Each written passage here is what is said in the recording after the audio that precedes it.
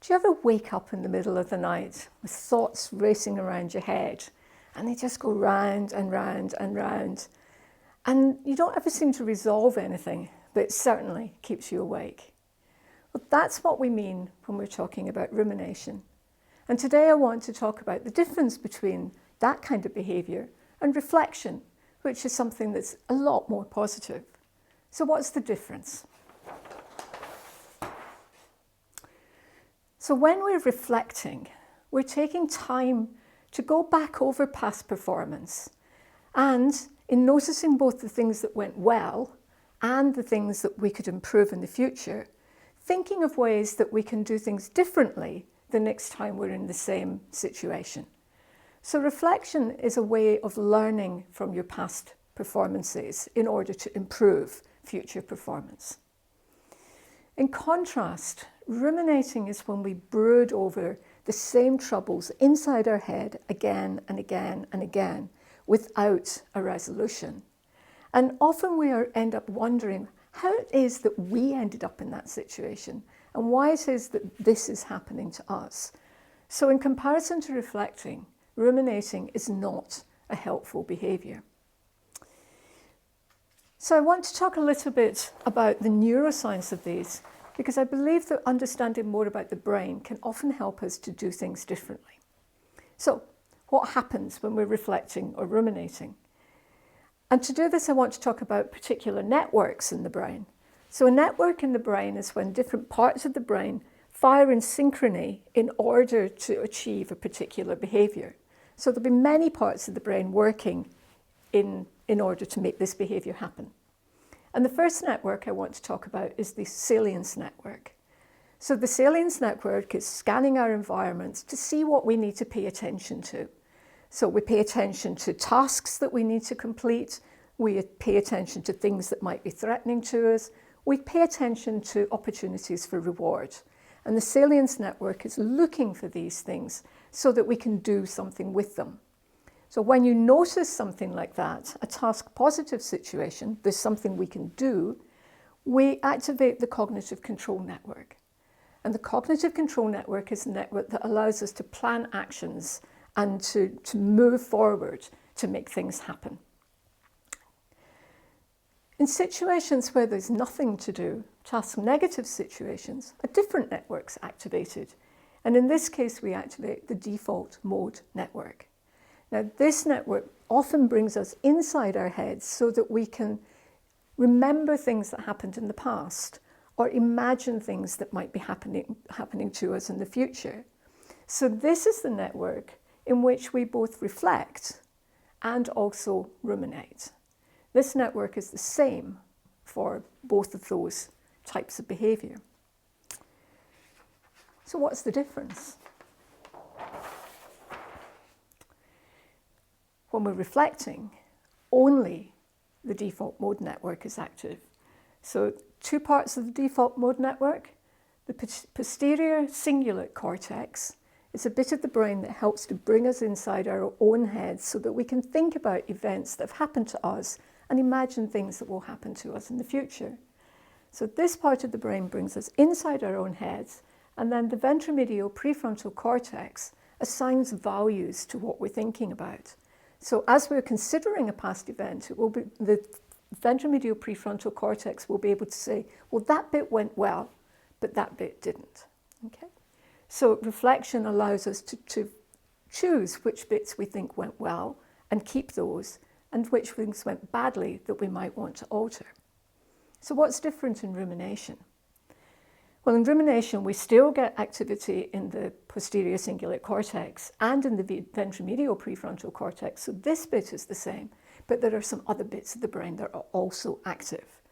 And we might start here with the amygdala. The amygdala is the part of the brain that is active when there's a threat in our environment. So already in rumination, we're starting from a position that there are things that we need to worry about. There are things that could be threats to us. And this isn't just physical threat. This can also be psychological threat, something that is threatening our identity or threatening the way that we operate in the world. It's giving us a mindset where we're looking out for the things that we need to make better.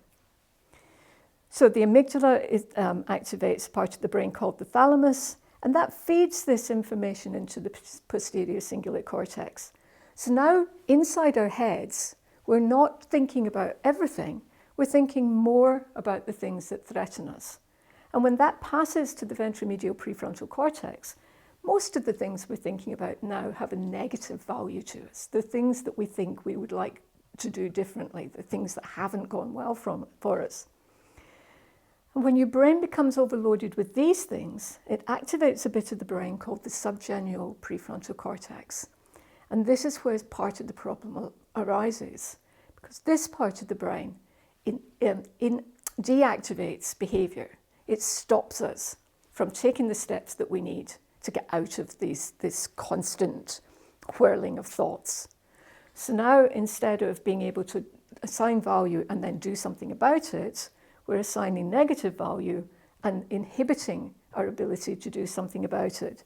And that's why we end up trapped in this kind of loop. Okay? So knowing this, is there anything that we can do that will help us to break out of this loop? And I want to give you some suggestions for things that might help to make this better.